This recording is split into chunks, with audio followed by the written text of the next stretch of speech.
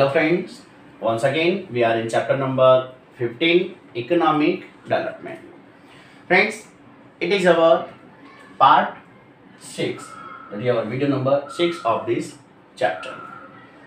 We had started to see methods of allotting resources, and in that friends we had seen market system. हमने market system देखा. Now we are going to see friends socialist system. You know, socialist system is also known as communist system. Socialist system को हम communist system भी बोलते हैं. It is followed by China and Russia. China and Russia, these two countries follow socialist system or communist system. Friends, here the ownership is by state. Earlier we have seen market system में ownership किसकी थी? Individual और private की. यहाँ पे क्या होता है? ownership is by state.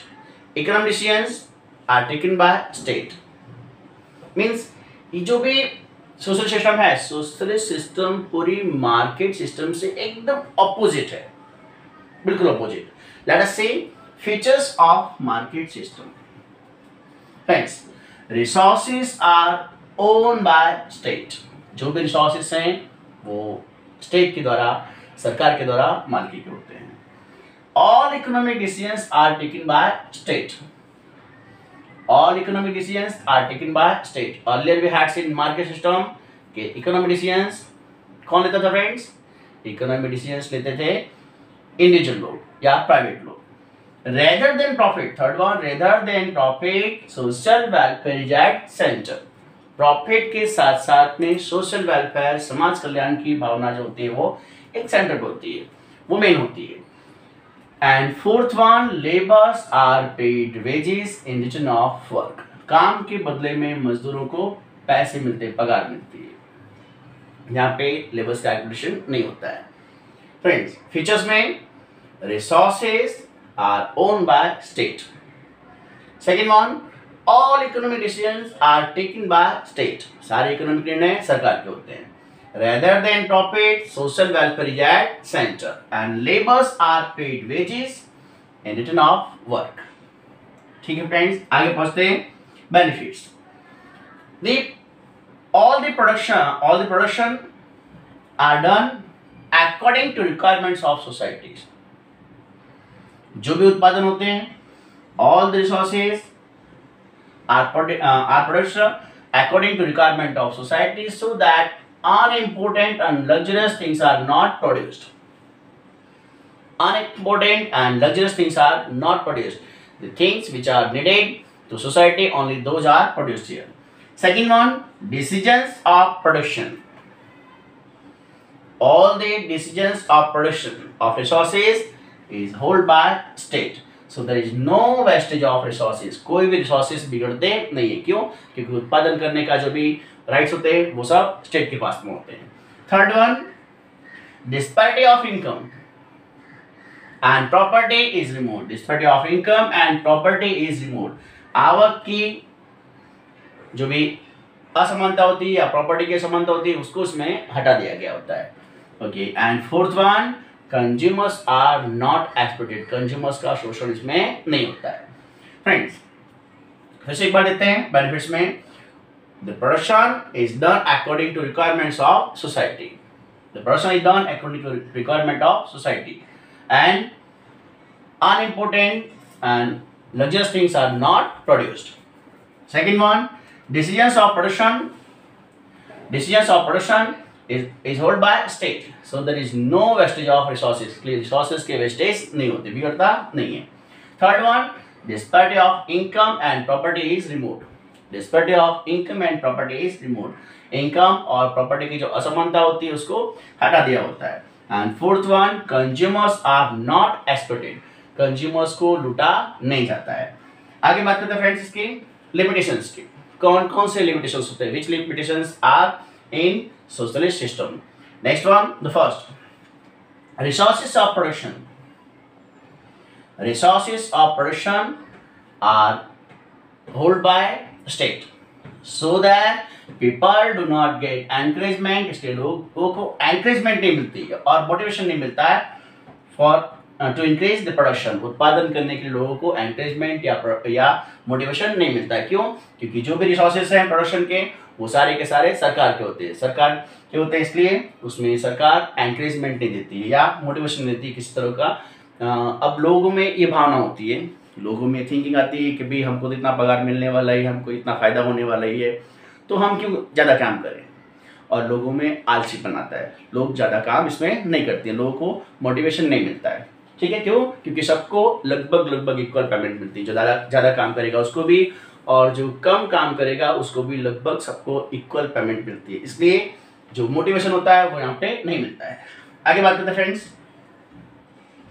Due to lack of competition, यहाँ पे due to lack of competition and contest, there is no competition and contest and researches are not done that, वहाँ पे रिसर्चेज भी नहीं होते। क्यों? क्योंकि कंपटीशन नहीं है। So that the economy do not get momentum, there is no momentum in the economy, economy में मोमेंट नहीं होती है। Let us next one, there is lack of individual freedom, there is lack of individual freedom, वहां पे individual freedom की कमी होती है, आर्थिक आजादी नहीं होती लोगों के पास में इन this system, because of complete interference of state. Here there is complete interference of state, there is fear of bureaucracy. Friends, यहाँ पे total control सरकार का होता है, इसलिए डर होता है ब्यूरोक्रेट्स का, जो भी ऑफिसर्स होते हैं गवर्नमेंट के उनका हमेशा डर लगा रहता है। This we have seen the socialist system. आगे बात करते हैं फ्रेंड्स, फिर से एक बार सोशलिस्ट सिस्टम के फीचर्स देखे हमने, बेनिफिट देखे हमने और लिमिटेशंस देखे। लिमिटेशंस में हमने देखा दोस्तों क्या, the resources of production are hold by state, so people do not get encouragement and motivation to increase production. Second one, due to lack of competition, contest and researches do not get momentum in the economy. Third one, there is lack of individual freedom in this system, and because of complete interference of state, there is fear of bureaucracy. Friends, you may be asked, आपको पूछा सकता है, what is the difference between market system and socialist system, दोनों के बीच में difference क्या है वो हम लोग इसमें डिस्कस कर सकते हैं। आपको पूछा सकता है what are the features of the social system और what are the benefits of social system. It is very important topic, market system and social system.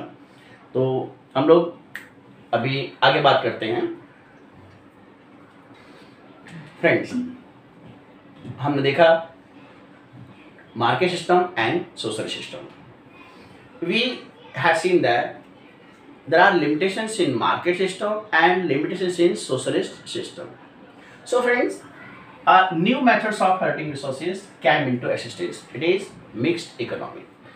Mixed economy is solution of limitations of market system and social system. दोनों की जो limitations थे उन दोनों limitations को ध्यान में रखते हुए एक नया mixed economy एक्सेस में आया, एक नई इकोनॉमी चालू हुई। It is called mixed economy.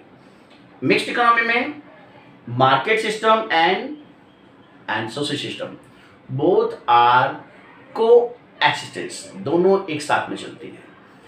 कुछ सेक्टर्स होते हैं वो प्राइवेट सेक्टर चलाता है, कुछ सेक्टर होते हैं उसको गवर्नमेंट चलाती है, दोनों यहाँ पे अपना काम करते हैं।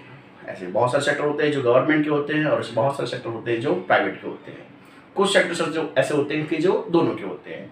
India and France, in India and France there is mixed economy, India और फ्रांस में मिक्स्ड इकोनॉमी है। आगे बात करते हैं friends, the mixed economy is divided in two sectors. Mixed economy is divided in two sector, private sector and public sector. Private sector and public sector. Private sector is owned by individual और private, and ownership in public sector is held by state. Friends, the small amount of capital is needed to start private sector. and large amount of capital is needed to start public sector industries.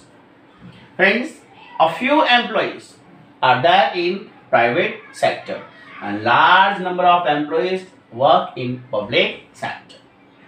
Examples of this, example of private sector is agriculture, small scale industries, etc.